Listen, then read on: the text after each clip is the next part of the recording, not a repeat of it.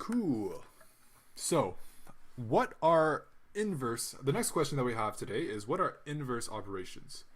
Let's actually just give a quick definition of inverse operations, and then we'll run through some examples. So, inverse operations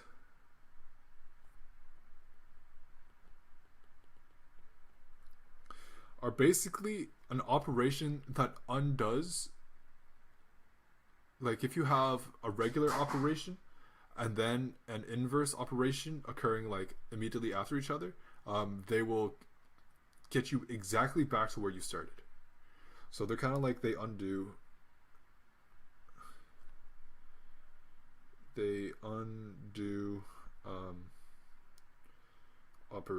forward operations.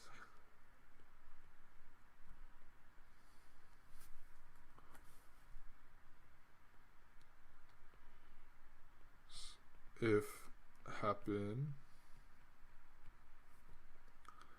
one after the other. Okay, so an example of an inverse, we can start at the very simplest inverse operations, and then we can like escalate up to some more higher intensity inverse operations. So the simplest one I can think of is addition and subtraction.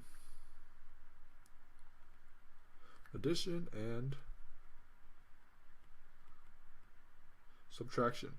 Now they're both inverse operations of the other one. So addition is the inverse of subtraction, and subtraction is the inverse of addition.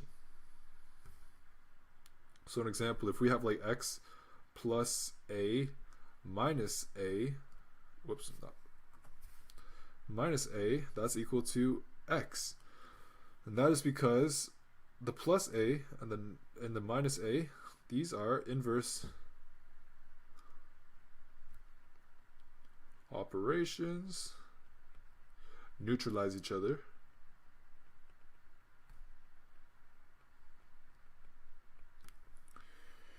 Okay, so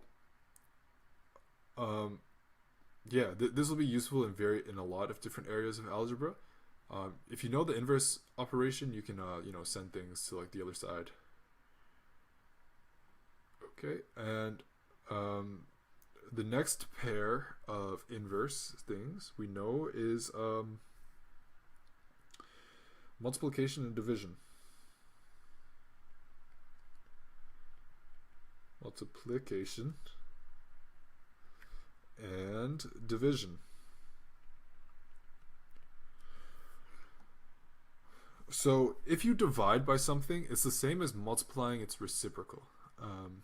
Which is an interesting thing of looking at things. So if we do like a divide by b, that's the same as a multiplied by 1 over b, which is the same as a over b. Okay, so if you had anything, perhaps x is just like an anything, if you multiply that by a and then divide by a, you'll get x. So if you want to like neutralize something that you multiplied in, you divide the same thing out. And a nice thing to know is that like x over x, that could be anything divided by itself, is equal to 1 as long as x is not 0. 0 is the only exception, because dividing by 0, that breaks the rules. You can't divide by 0, never. If someone tries to say, hey, you want to try dividing by 0, you tell them, no, get away from me. That is not proper math. Okay, so multiplication and division are inverse operations of each other.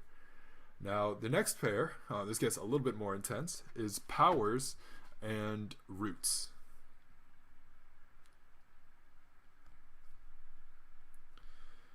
And roots.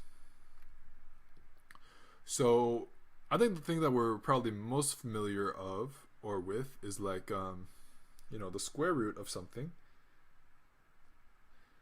to the power of 2. That will be the same as just x.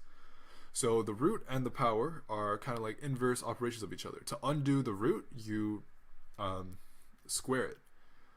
Now the order matters a little bit because the result of the root is going to be plus minus, so that's a little bit complicated, but a lot of the times you're able to just you can kind of tell from the context of your question if it's going to be either plus or minus.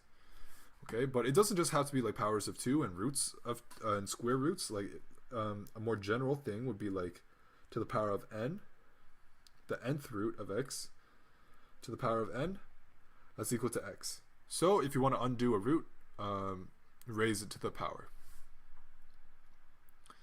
Okay, and I think the last one that I might want to mention is logarithms and raised powers.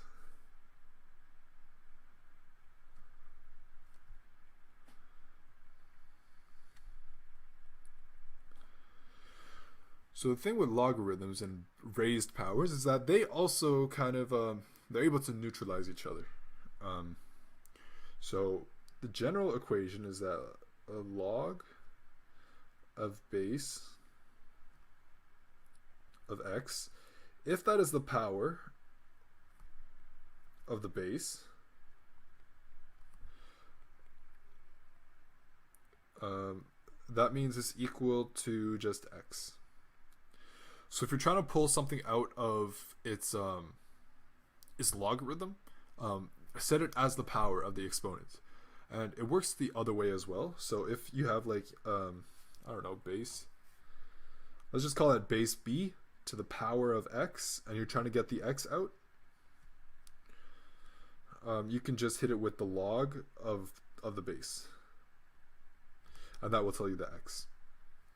Okay, so these are just a couple of examples of inverse operations. The deeper you go into mathematics, you'll see like in calculus, you got integrals and derivatives that are inverse operations of each other, and then you also have like some matrix operations like transpose and transpose for like linear algebra, but that's a lot deeper than the stuff that I think is related to you know, maybe the audience that is looking at this question for now. So yeah, these are just some of the inverse operations of each other. It's just like if one can undo the other. Addition and subtraction, inverse relationship with each other. Multiplication and division, same thing. They're related to each other, they're inverses. Powers and roots, logs and raised powers. I don't know if raised powers is maybe the best way to describe it, but you know, you kind of see what you do. You gotta just like put that as the power of the base if you're trying to pull something out the log, and if you just take the log of something to the power of what you're trying to find, you just, you know, you'll get it. Okay, sounds good. I guess they're showing it in a little bit of a different order. I'm not sure if additive property is related to inverse. Oh, I guess it kind of is. Yeah. The above solution is good. Oops, sorry for that.